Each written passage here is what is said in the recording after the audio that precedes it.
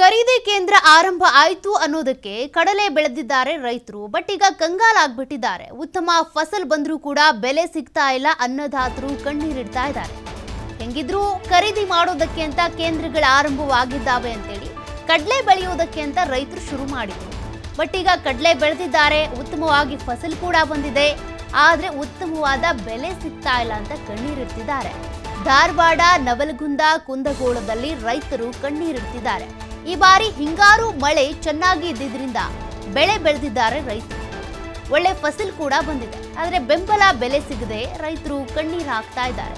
ಅನ್ನದಾತನ ಕಷ್ಟವನ್ನ, ಅನ್ನದಾತನ ಈ ಒಂದು ಪರಿಸ್ಥಿತಿಯನ್ನ ಕೇಳೋರು ಯಾರು, ಬಗೆಹರಿಸೋರು ಯಾರು? 5,650 ರೂಪಾಯಿ ಬೆಂಬಲ ಬೆಲೆಯಲ್ಲಿ ಖರೀದಿ ಮಾಡಬೇಕಾಗಿತ್ತು ಸರ್ಕಾರ. ಬಟ್ ಬೆಂಬಲ ಬೆಲೆ ಸಿಗ್ತಾ ಇಲ್ಲ. ಈವರೆಗೂ ಖರೀದಿ ಕೇಂದ್ರ ಆರಂಭ ಮಾಡಿಲ್ಲ ಅಂತ ಜಿಲ್ಲಾಡಳಿತ ಹೇಳಿದೆ. ಹೀಗಾಗಿ ಕಡಲೆ ಖರೀದಿ ಕೇಂದ್ರ ಆರಂಭಿಸಿ ಅಂತ ಅನ್ನದಾತರು ಒತ್ತಾಯಿಸಿದ್ದಾರೆ. ಕಡಲೆ ಬೆಳೆದಂತ ರೈತರು ಏನಿದ್ದಾರೆ, ಉತ್ತಮ ಬೆಲೆ ಸಿಗುತ್ತೆ ಅಂತ ಬೆಳೆದಿದ್ರು. ಒಳ್ಳೆ ಕೇಂದ್ರಗಳನ್ನು ಹೇಗೂ ಓಪನ್ ಮಾಡ್ತಾರೆ ಅನ್ನುವಂಥ ಭರವಸೆ ಮೇಲೆ ಬೆಳೆದಿದ್ರು.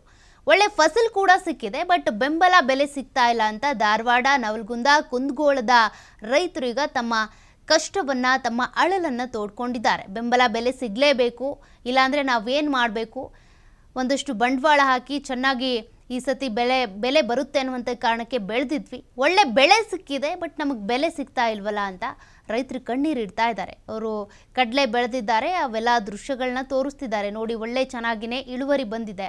ಹಾಗಿದ್ರೂ ಕೂಡ ನಮಗೆ ಸರ್ಕಾರದಿಂದ ಬೆಂಬಲ ಬೆಲೆ ಸಿಗ್ತಾ ಇಲ್ಲ ಅಂತ ಕಂಗಾಲಾಗ್ಬಿಟ್ಟಿದ್ದಾರೆ.